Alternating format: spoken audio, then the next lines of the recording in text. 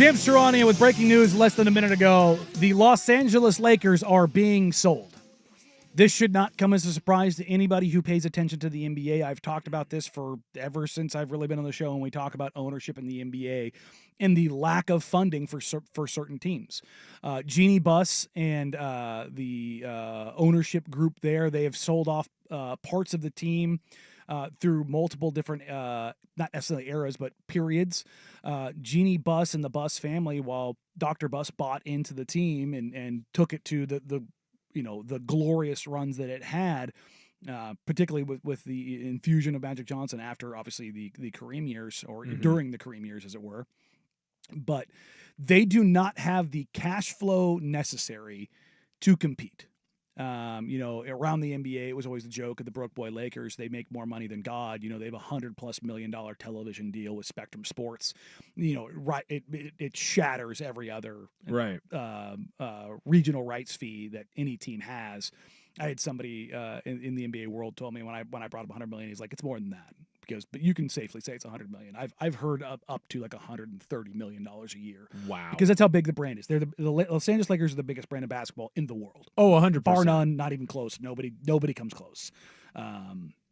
You can go anywhere in the world and find a Kobe Bryant or a Shaquille O'Neal or LeBron James jersey with the Lakers. Like, it is what it is. And now with Luka Doncic being the face of the Lakers, now it's really expanded. Big deal. I would imagine, because I believe the valuation on the Lakers was a roughly 9.5 on the last one. If they sold, like, she's selling a majority stake, is she selling all of it? Right? Because if you say majority stake, she's going to hold on to it. She is still going to be the operating governor after the sale. I can never remember what the majority. I would assume she'd have to sell at least 51%. No, it's lower than that. This says 50%, but it's maybe it's the line for governorship. I think for governorship you have to have over 15%. Okay. So I think that's what it is. When you say majority stake, yes, it's 51%. But for governorship, you have to maintain a certain number. I think it's 15. I'll look it up during the break. I can't remember what it was. The number I was thinking of, it was not the Lakers. The valuation is higher on the Warriors because of playing in San Francisco in the brand new arena. Like, they're at $9.4 billion. The Lakers are at $7 billion. Gotcha. But again, the Lakers are one of the most valuable sports franchises in the entire world. And I would imagine that if you're selling off 51%, let's just use that as the marker, that majority sale is probably $5.5 to $6 billion. Wow. I would imagine it's above market rate. So this is going to be the largest sale, right? Is this going to be the Celtics? Celtics was 6. So because she wants to maintain a partial ownership stake to continue to be the governor, it prints money. Right. That's why you don't want to sell all of it. No, 100%. Like, that's why with some of the sales stuff with, like, the Blazers, it's why it was smart for the Allens to wait. Don't sell it right away. Hold on to it as you're removing all the other aspects of his estate, right? When Paul died, Bert Cold and Jody Allen and the rest of that staff had to sell things off. It made sense to the Blazers and the Seahawks, because my understanding is she still has to sell them off as well, is to wait until the very last moment, because they will be exponentially more valuable the longer that you hold on to them. And that has been proven in basically every sale. There's never been an owner so far in any sport that has bought a franchise or bought a team and then sold them at a loss. That just doesn't happen. And we do know who they're being sold to. Mark Walter, the CEO and chairman of diversified holding company TWG Global. And if you've heard that before, it's Phil's group, isn't it, that sponsor him? Well, this is not Phil's? Yes, but they also own the majority share of the Los Angeles Dodgers. This is a guy with infinitely deep pockets. So this Magic's guy owns, coming back? These guys own LA sports. Dodgers and Lakers. Wow. And they have, look at the way the Dodgers are spending. Yeah, no, this is huge then if you're a Lakers fan.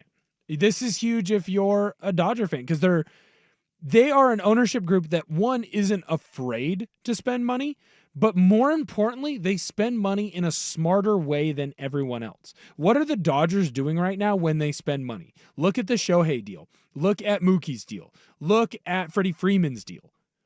Everything is put off, right? So you're still getting paid right now, and you're getting paid an absorbent amount of money, but in 20 years, we're going to be talking about it being Freddie Freeman Day or Shohei Ohtani Day or Mookie Betts Day, because they have a bunch of deferred payments that they have to do, and they're taking advantage of a rule that the MLB allows them to take advantage of. I'll tell you right now, if I'm a Laker fan, I'm excited to the moon, because while I can't have those deferred payments in the NBA, if there's going to be a group that finds that wiggle room, we just talked about it with the Panthers. Lakers are not a team that consistently are in the tax or in the apron. The joke has always been they operate like a mom and pop shop. But that's just not the era that we're in. You have to have the pockets necessary. We've talked about how, particularly Victor Wembanyama, when he comes up for his 9th year, if everything goes according to plan, will very likely be $100 million a year player. And when you have that kind of money on a contract, you have to be able to put that money in an escrow account to account for that salary.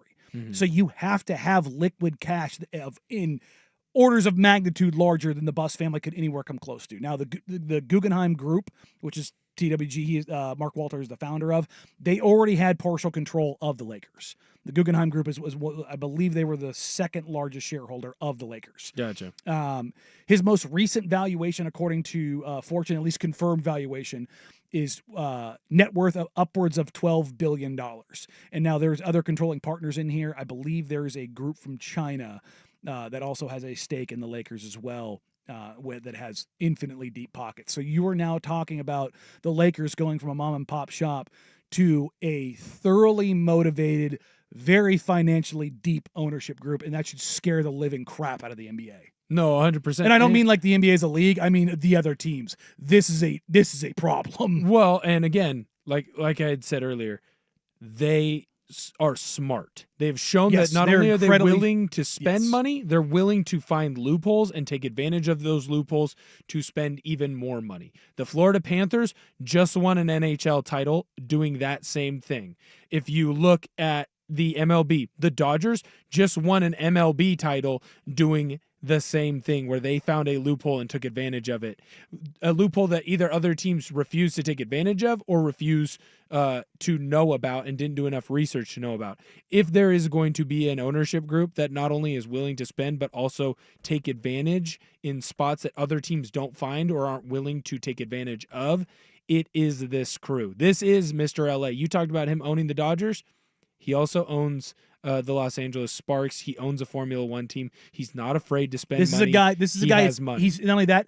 This is a sports guy who gets it and hires the right people to run things and do things the way that they need to be done. He wants. If you were a Lakers fan right now, you should be ecstatic. Yep. And God, I hate this. God, I hate this. This is terrifying for the rest of the NBA, but it's very good for the NBA in that you have another owner who is going to write checks, who's going to push, who's going to do the things necessary to be competitive in the best market in the NBA. No, I think the most important question that we need to answer at the top of next hour: how does this affect LeBron's legacy? That'll get talked on the 4-letter here very quickly, I'm sure. Unfortunately, that's the world we're in. But